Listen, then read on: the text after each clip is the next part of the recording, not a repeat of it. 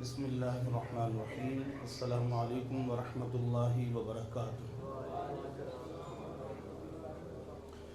اللہ تعالیٰ کا بے حد احسان عظیم ہے جس مالک کریم نے ہمیں آج 12واں روزہ رکھنے کی توفیق عطا فرمائی۔ وضو کے مسائل اور وضو کے حوالے سے آج بحمد تعالیٰ ہمارا درس اس کا آغاز ہوا چاہتے ہیں۔ سورہ مائدہ کی آیت نمبر 6 کے اندر اللہ تعالیٰ ارشاد فرماتا ہے، یا ایھا الذین آمنوا اذا قمتم الی الصلاۃ فاغسلوا وجوہکم وایدیکم الی المرافق وامسحوا برؤوسکم وارجلکم الی الکعبین۔ اللہ تعالیٰ ارشاد فرماتا ہے، اے مومنو، جب نماز پڑھنے کا تمہارا ارادہ ہو تو سب 4 فرض اللہ تعالیٰ نے قرآن مجید فرقان حمید کے اندر ارشاد فرمائے ہیں۔ سنت مبارکہ بھی اس کے اندر شامل ہے۔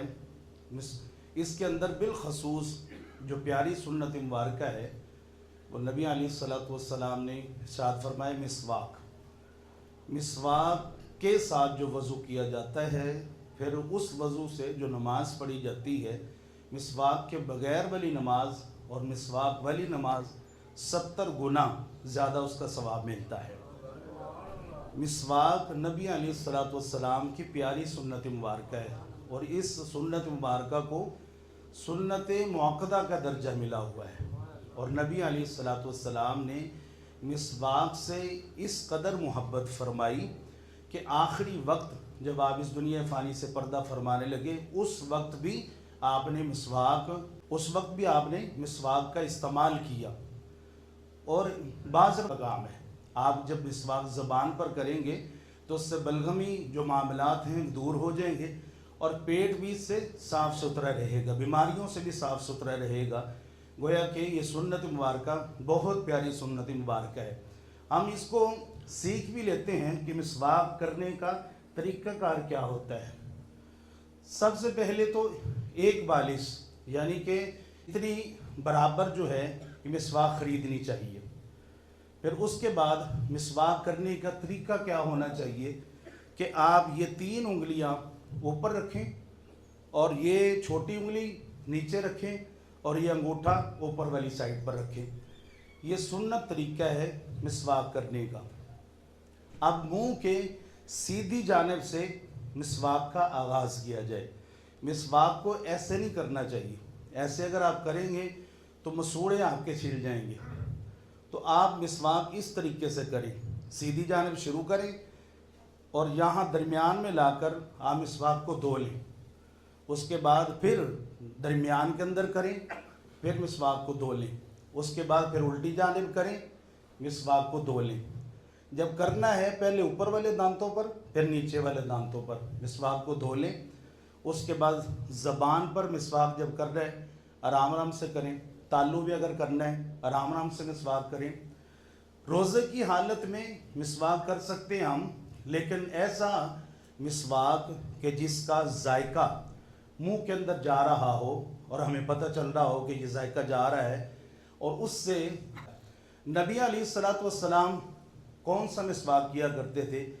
زیتون کا اور پیلو کے درخت کا نبی علیہ الصلوۃ والسلام مسواک فرمایا کرتے تھے۔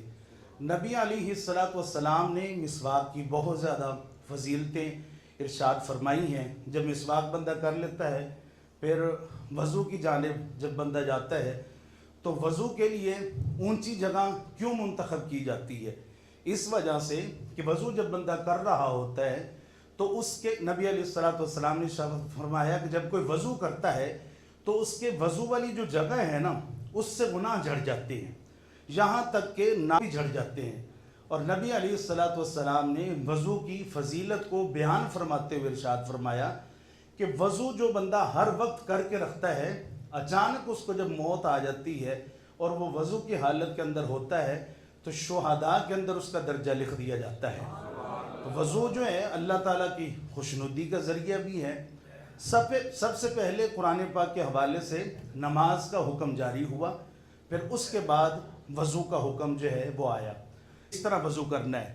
پھر حضرت عثمان غنی نے صحابہ کرام کو وضو کر کے دکھایا، اور پھر فرمایا کہ میں نے نبی علیہ الصلوۃ والسلام کو ऐसे वज़ू करते हुए देखा है।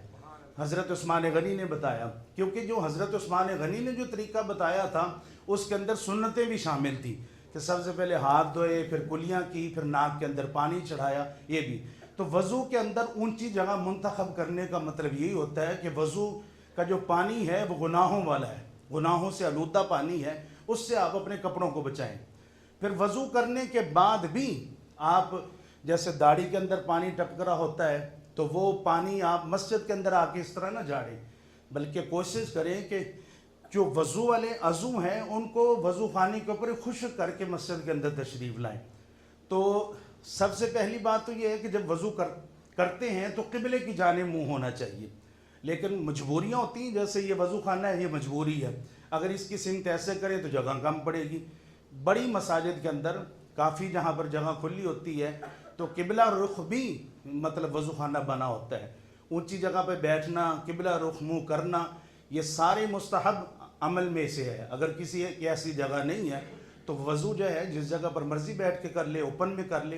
गुस्ल खाने के अंदर जो वज़ू करेगा, जैसे बेसन में वज़ू करते हैं, तो उससे भी एहतियात बहुत ज़रूरी है कि छींटों से आप बच जाएँ, छींटे वहाँ से उड़ें, गुस्ल खाने के ऊपर मतलब फ़र्श पे गिरें, फ़र्श जो है वो पाक ना हो, फिर उसके छींटे आपके कपड़ों पर पड़ जाएँ।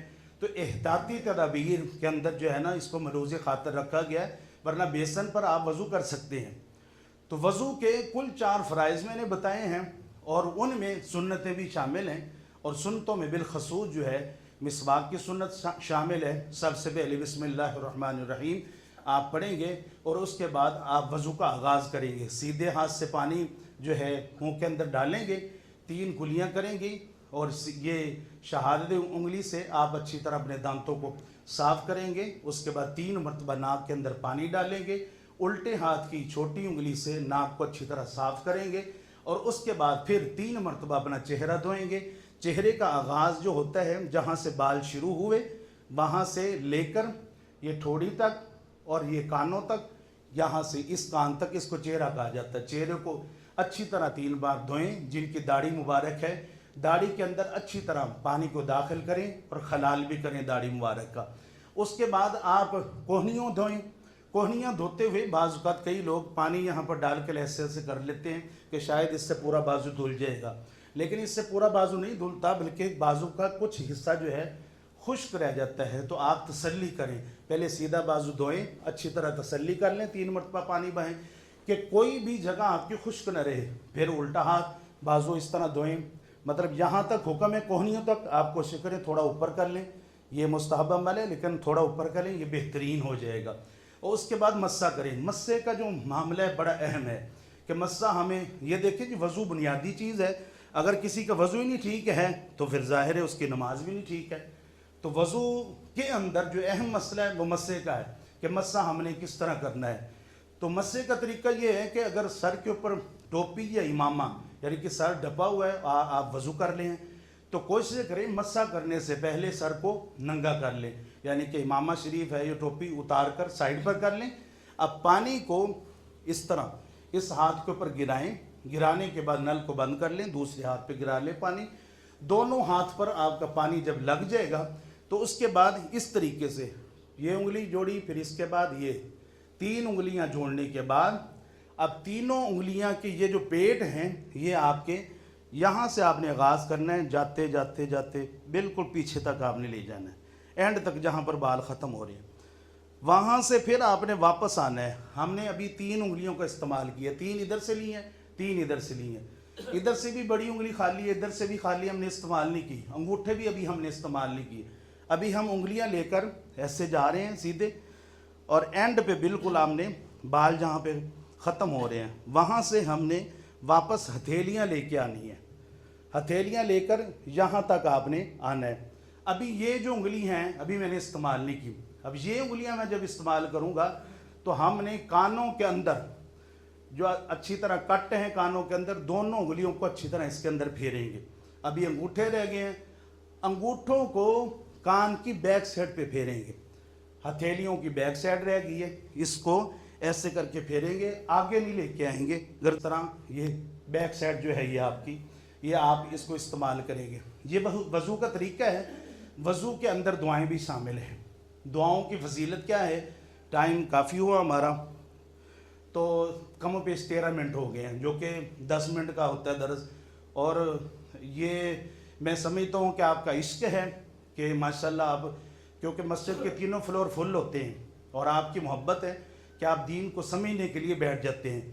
नबी पाक सल्लल्लाहु अलैहि वसल्लम ने इरशाद फरमाया, अल्लाह ताला जिससे भलाई का इरादा फरमाता है उसको दीन की समझ अता फरमा देता है।